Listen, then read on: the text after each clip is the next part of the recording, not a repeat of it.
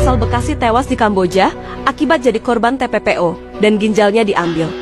Assalamualaikum warahmatullahi wabarakatuh. Bertemu kembali dengan saya di channel Mantan Sales. Oke, ini jadi puasa yang ke-28 hari ya. Jadi ada 2 hari lagi kita menjalankan ibadah puasa. Semoga kalian puasanya lancar ya, dan bisa merayakan Idul Fitri dengan meriah bersama keluarga, kumpul bersama keluarga. Jadi budaya di Indonesia itu kalau Idul Fitri itu keluarga itu kumpul di rumah orang tua. Jadi kalau orang tua masih hidup ya kumpulnya itu di rumah orang tua. Tapi kalau kedua orang tua sudah tidak ada lagi ya kumpulnya itu ke rumah saudara yang paling tua. Nah, itulah nanti ada bagi-bagi THR sama ponakan-ponakan. Ya sekalian inilah, sekalian bersilaturahmi. Nah, jadi di sini saya mau menyampaikan ke kalian ya. Kalian itu jangan pernah mau tergiur dengan bekerja ke luar negeri itu secara ilegal, secara tidak sah lah, secara haram.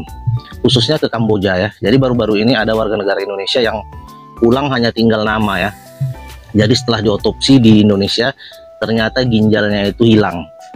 Nah, jadi kalau disuruh memilih nih ya, bekerja secara ilegal di Kamboja atau bekerja secara ilegal di Malaysia.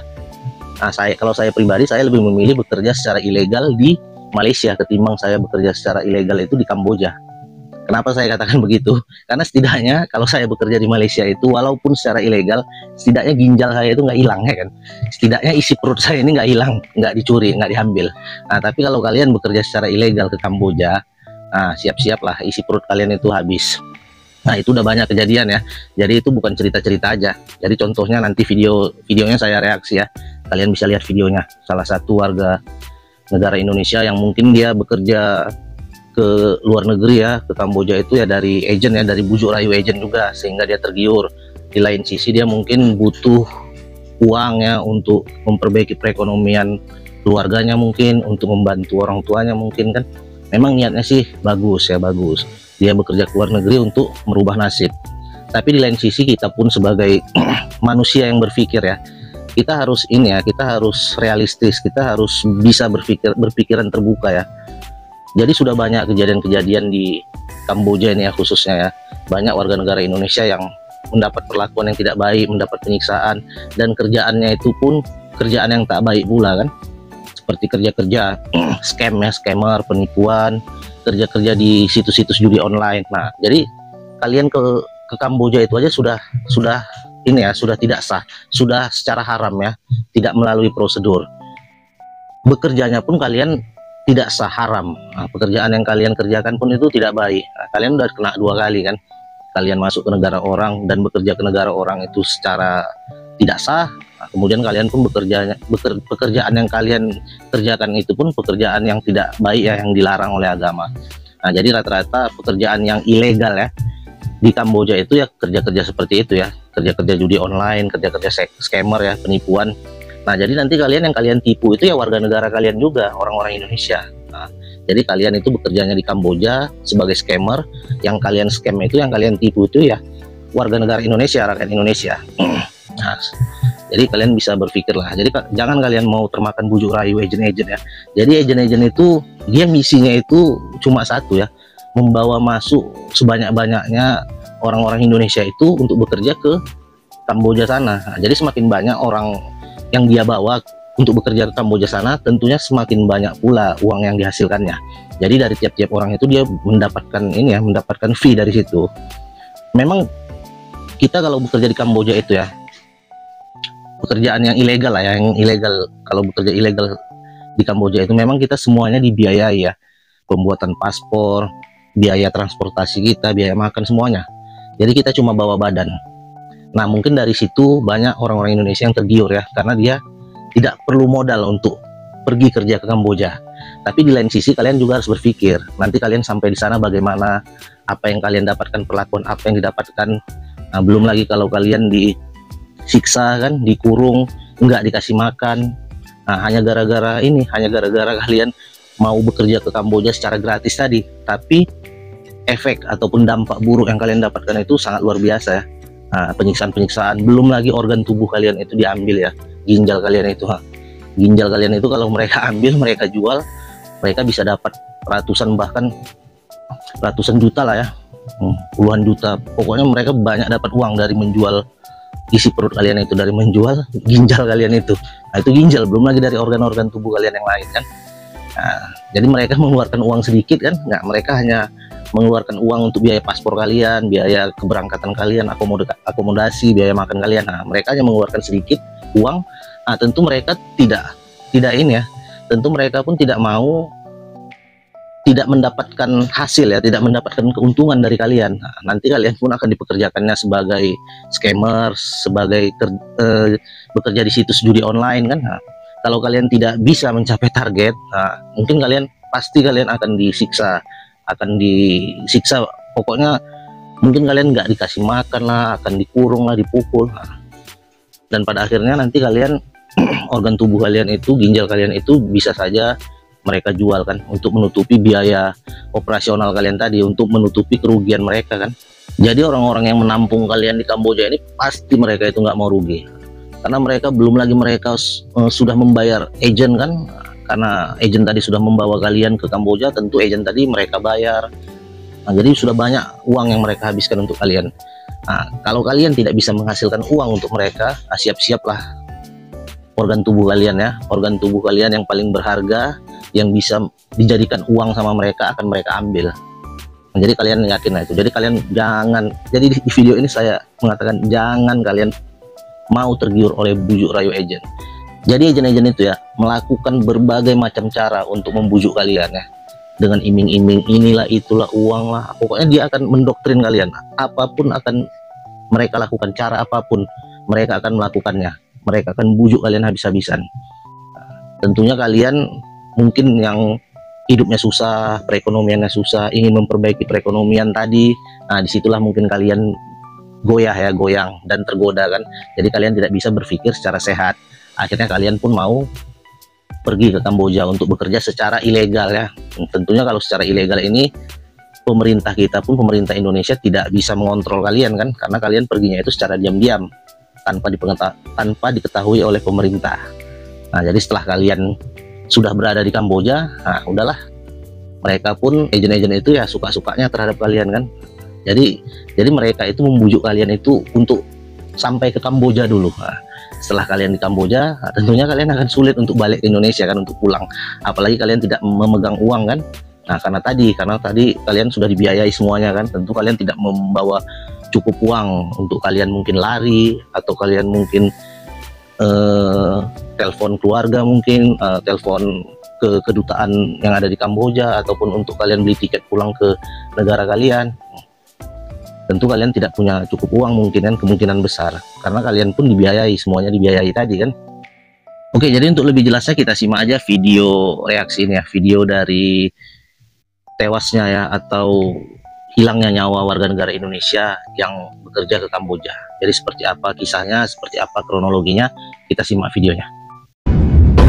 WNI asal Bekasi tewas di Kamboja akibat jadi korban TPPO dan ginjalnya diambil.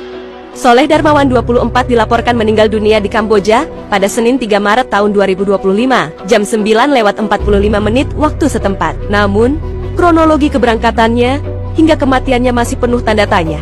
Menurut ibunya, Diana, Soleh berangkat ke luar negeri pada 18 Februari tahun 2025 setelah mengunjungi sebuah yayasan di Tanjung Priok bersama temannya, Sally. Kepada keluarganya, Soleh mengatakan bahwa ia akan bekerja di Thailand, namun tidak memberikan informasi detail mengenai perusahaan atau pekerjaannya. Dalam komunikasi terakhirnya, Soleh sempat meyakinkan ibunya bahwa ia bekerja di toko roti dengan gaji yang cukup baik. Ibu jangan khawatir dan jangan dengarkan cerita buruk dari orang lain. Demikian pesan Soleh sebelum kabar duka menghampiri keluarga. Ketenangan keluarga mulai terganggu ketika seorang teman Soleh di Kamboja, Kevin, menghubungi Diana menanyakan apakah Soleh memiliki riwayat penyakit mah akut. Pertanyaan ini mengejutkan keluarga karena mereka mengetahui Soleh dalam kondisi sehat saat berangkat. Fakta mengejutkan terungkap setelah keluarga mendapat informasi bahwa Soleh sebenarnya tidak bekerja di toko roti di Thailand, melainkan di sebuah situs Jud-el di Kamboja. Hal ini dikonfirmasi oleh Kevin, teman Soleh di Kamboja, yang akhirnya mengakui kebenaran tersebut. Selain itu, sebelum meninggal, Soleh sempat dalam kondisi kritis dan terlihat lemah dalam panggilan. Video yang dikirimkan oleh temannya, kasus ini semakin mengejutkan publik setelah surat kematian dari Kedutaan Besar mengungkap bahwa Soleh mengalami pendarahan pada sistem pencernaan atau bleeding in the digestive system. Ia diduga menjadi korban penyiksaan hingga ginjalnya diambil paksa, sebuah tindakan yang mengarah pada perdagangan organ ilegal. Soleh Darmawan dikabarkan mengalami penyiksaan hingga ginjalnya diambil paksa dan menyebabkannya meninggal dunia, ungkap akun Facebook Nandaini Daini. Sebelum tragedi ini terjadi, Soleh Darmawan telah merencanakan untuk menikahi kekasihnya. Namun, takdir berkata lain. Soleh yang sempat memimpikan masa depan bahagia, kini justru berakhir dengan cara yang sangat tragis.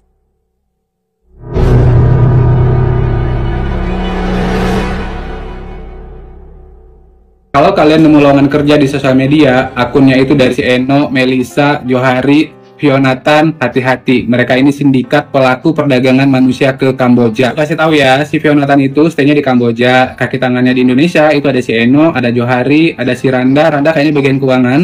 Sama satu lagi ada si Lucky yang di Sukabumi, yang kemarin ngaku sebagai staf imigrasi Sukabumi. Hari ini tinggalnya di Teluk Pucung. Tugasnya itu bikin-bikinin paspor buat orang-orang yang mau dikirim ke Kamboja. Kalau si Lucky yang kemarin ngaku staf imigrasi Sukabumi, ini tugasnya cari-cari orang. Nanti kalau udah dapat orang, dia kirim, dia oper ke Johari buat dibikinin paspor. Dan si Randa ini tugasnya adalah bagiin duit makan buat para korban yang lagi ditampung sebelum berangkat ke Kamboja. Calon korban yang berhasil mereka iming-iming nanti bakal dikumpulin di satu tempat, bisa disewain hotel atau juga bisa ditaruh di salah satu apartemen di daerah Neglasari. Udah gue spill alamatnya di VT gue sebelum ini ya. Pihak-pihak terkait, khususnya buat bapak-bapak coklat, kalau memang mau diberantas sindikat ini, bisa telusuri dari si Lucky yang di Sukabumi ya, yang ngaku staf imigrasi, atau bisa langsung datang ke apartemen di Neglasari ketemu sama security yang namanya Irfan Putra. Insya Allah Irfan Putra ini bisa kasih tahu informasi yang banyak.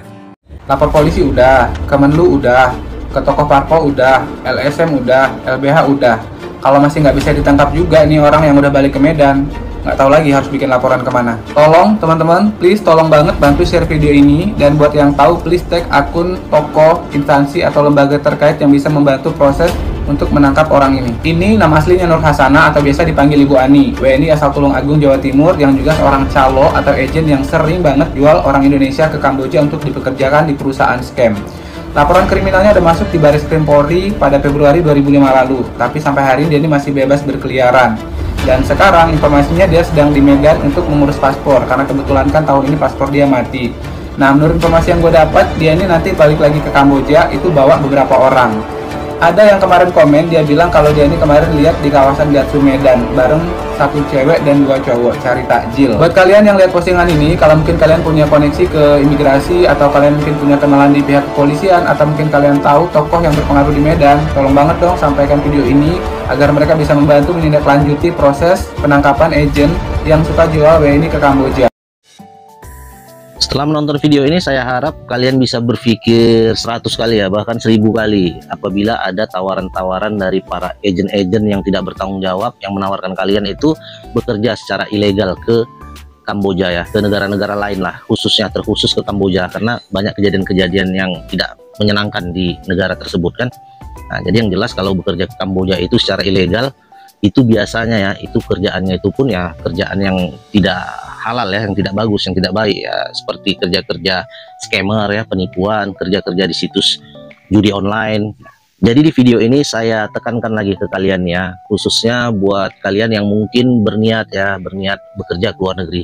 Jadi bekerjalah secara legal, secara sah. Jadi berhati-hatilah terhadap bujuk rayu agent ya.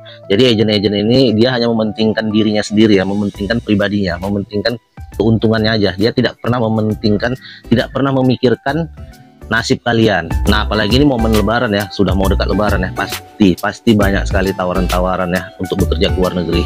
Banyak tawaran-tawaran dari agent itu, bujuk rayu, kata-kata manis agent itu mengajak kalian untuk bekerja ke luar negeri secara ilegal, secara tidak sah. Mungkin itu aja sedikit informasi yang saya sampaikan. Semoga apa yang saya sampaikan ini bisa kalian pahami, bisa kalian jadikan pembelajaran juga lah ya. Akhirul kalam, wabillahi taufiq wal hidayah. Wassalamualaikum warahmatullahi wabarakatuh.